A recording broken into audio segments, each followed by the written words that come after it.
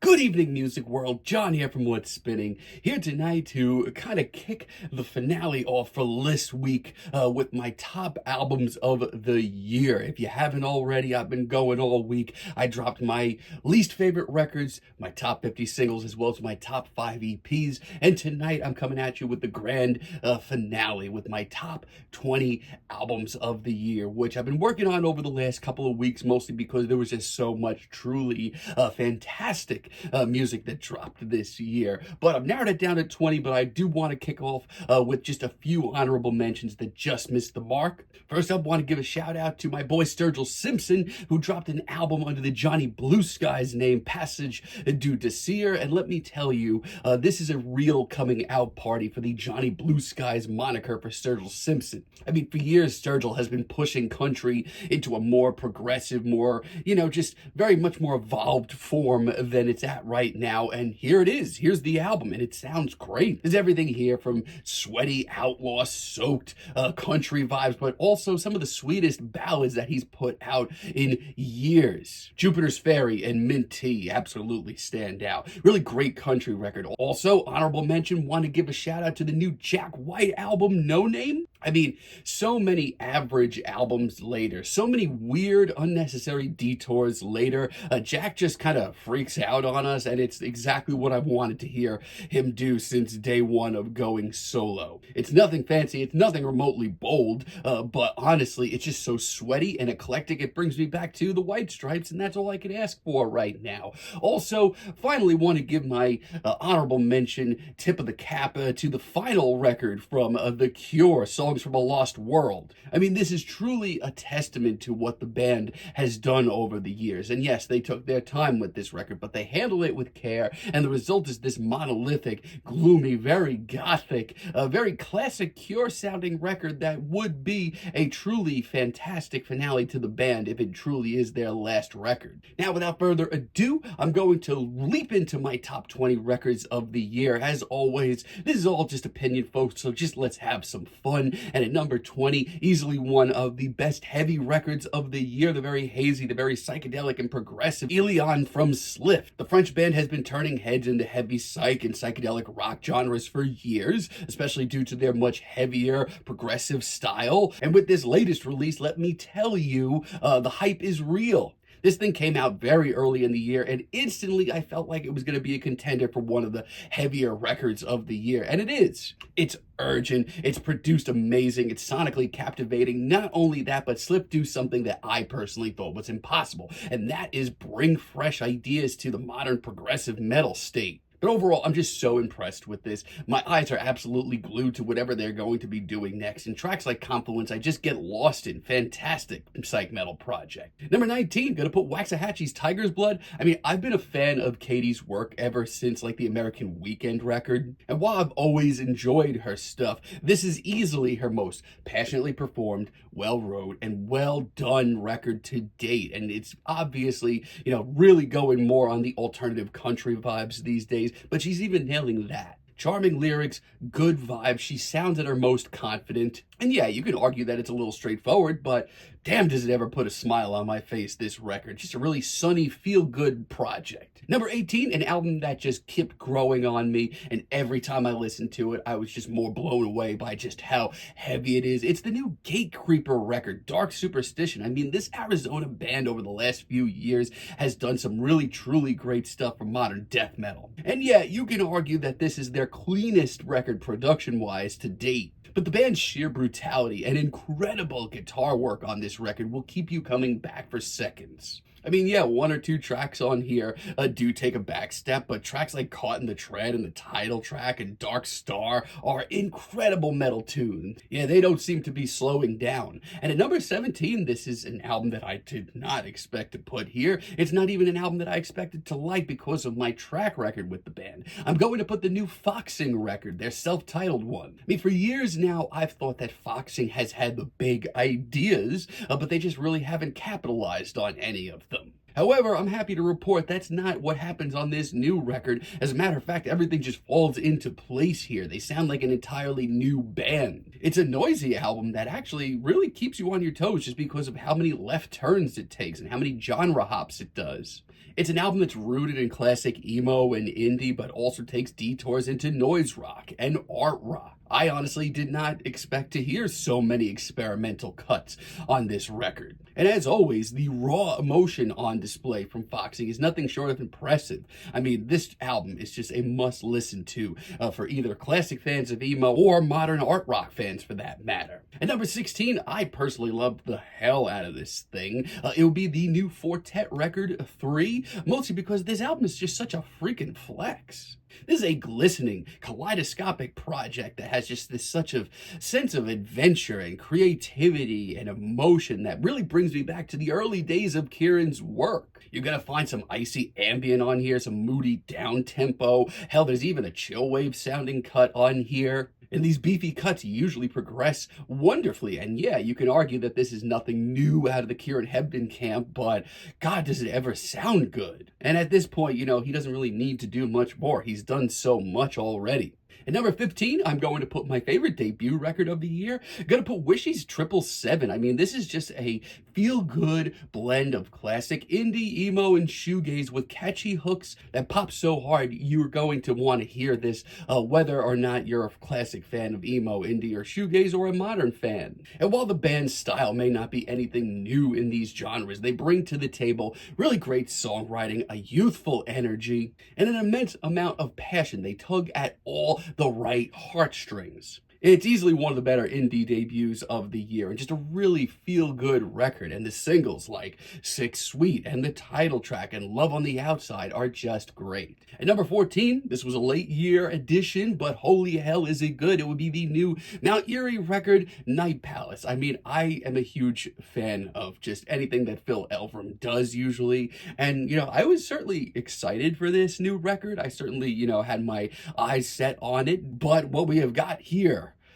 wow. I mean, of all the things that I expected to hear there, I did not expect to go down this rabbit hole of Phil Elverum's entire career. Dense folk, brushes with black metal, some moody ambient, and just this feeling that anything could happen at any moment. It's an adventurous record for Phil, and honestly one that tugs at all the right heartstrings. Once again, it is emotional, it is dark, but it is also, very telling, especially for Phil Elverum. And yeah, it's not an easy listen. 26 tracks over an hour and a half. It's a beefy boy, but any fan of Phil Elverum's work, whether it be Mount Eerie, the Microphones, you're gonna want to hear it, and you're probably gonna be blown away by it. At number 13, going to put the new Metz record up on Gravity Hill. I mean, I've been such a huge fan of what Metz has been doing over the last few years, and this may just be their last record for a while. They are disbanding and going on hiatus for quite some time, it looks like. They are going on a hiatus following up this tour. But honestly, if they are going on hiatus, they really did leave us something special to remember them by, at least for a while. It is a noisy as hell rock album that blends everything from noise rock to shoegaze to classic emo. You know what you're getting from a Metz record. And there's everything from great singles like the finale, Light Your Way Home, but also there's great tracks on here that have a post-hardcore edge that are really frantic and insane and winding and sweaty like No Reservations. It's just a really raw, sweaty, heavy project that salutes where the genres have been and where they're going. My hat's off to Metz. At number 12, definitely not going to be for everybody. I am going to put the collaborative record between The Body and Disfig, which is easily one of the biggest feasts that we've got for the freaks and the weirdos out there this year. For the last 2 years... Maybe the last 2 years between The Body and Disfig, I mean, they have really, truly pushed the level of brutality in power electronics and post-industrial to a point where it's at its noisiest. And my God, is this album an experience. Meditative chants from Disfig, an impossibly dense atmosphere from The Body, and this wild sense of experimentation that is just lurking around every corner. It is pretty damn thrilling.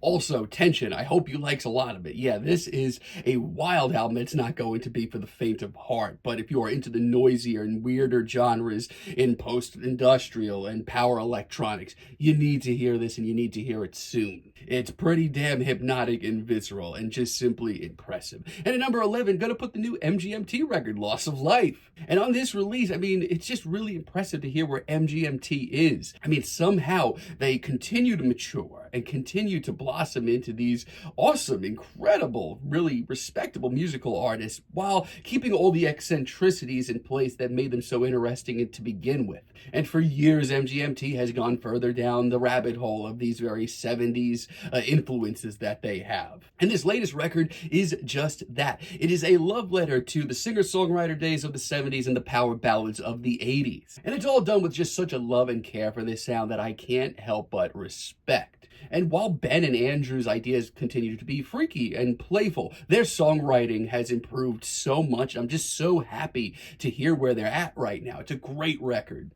All right, my friends, we are in top 10 territory, and we are kicking off our top 10 with an album that initially I loved, and now I'm just kind of obsessed with by the end of the year. It is Yard Act's Where's My Utopia? And this album really caught me off guard because I was not the biggest fan of their debut a few years ago. Thought it was a little plain Jane. But this album turns up the color for a very quirky, relatable, and really bitingly hilarious art punk record at times. There is an insane amount of personality on this record. Groovy dance punk, quirky art punk, all done with this same sort of death grip on reality. It's witty, it's hilarious, it's got tons of replay value. Yard Act are just our art punk saviors that we really need right now. And number 9, gonna put the new Amyl and the Sniffers record, Cartoon Darkness. I mean, they are simply put one of the most exciting things to happen in punk in a really long time. This is another sweaty, urgent, personality-driven punk record that I just can't seem to get enough of. It bleeds sexuality and it pisses liberation, and these hooks are just,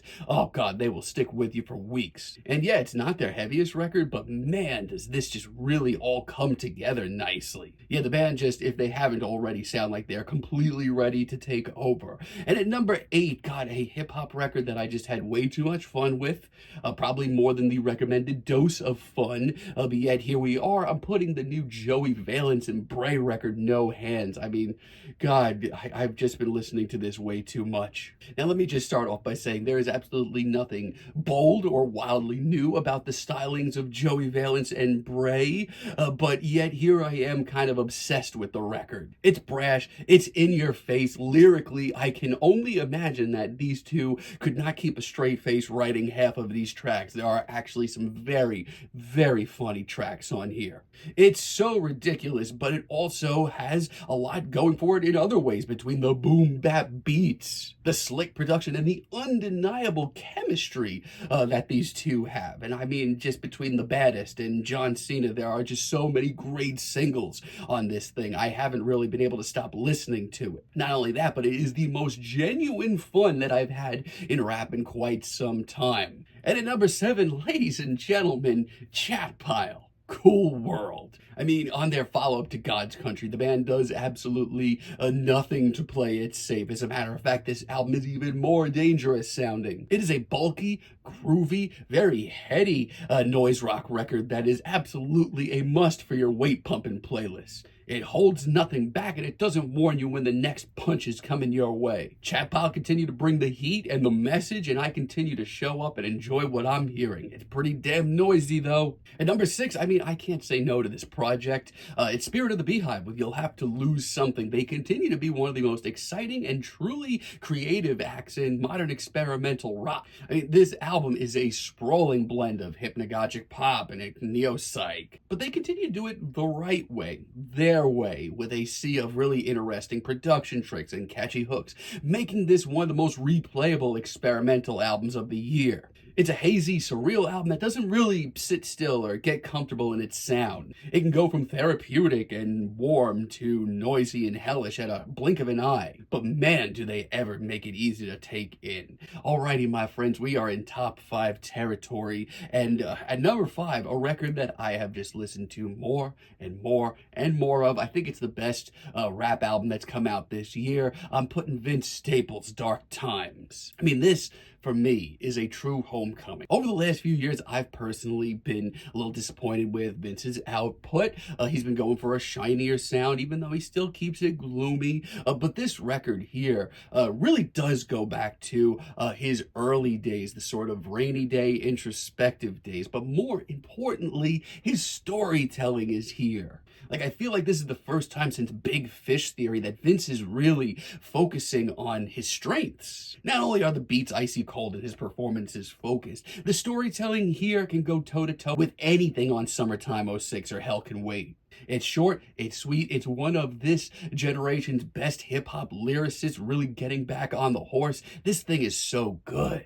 And at number 4, I don't know about y'all, but I had a little bit of a Brat summer, putting Charli XCX's Brat here. I mean, when the girl arrives, not only does she arrive, she turns up the heat. I mean, I was already pretty okay with the Crash album of a few years ago. I thought it had a lot of really great cuts on there. But that was a streamlined record. Brat is anything but a streamlined record in the best way. It is easily one of the most creative and genuinely wild pop projects that you're gonna hear this year. But it's also far from a mindless rave. Charli packs in a lot of emotion and really powerful lyrics amongst these wild, sweaty hooks. Not only that, but the slew of guest stars and constantly shifting production. Simply put, it's Charli, baby. At number 3, going to put the new Vampire Weekend record, Only God Was Above Us. I mean, my thoughts and my emotions on Vampire Weekend over the years has really kind of been all over the place. They've either enchanted me completely or annoyed the piss out of me, whether or not which day of the week it is. But with Only God Was Above Us, they put on their most raw and emotional and introspective album to date, really unbelievably produced as well. It is an emotional album. It is an album of tiny details in places that you wouldn't expect them. It's an album of growing older and wiser. It feels like a modern happening in indie rock.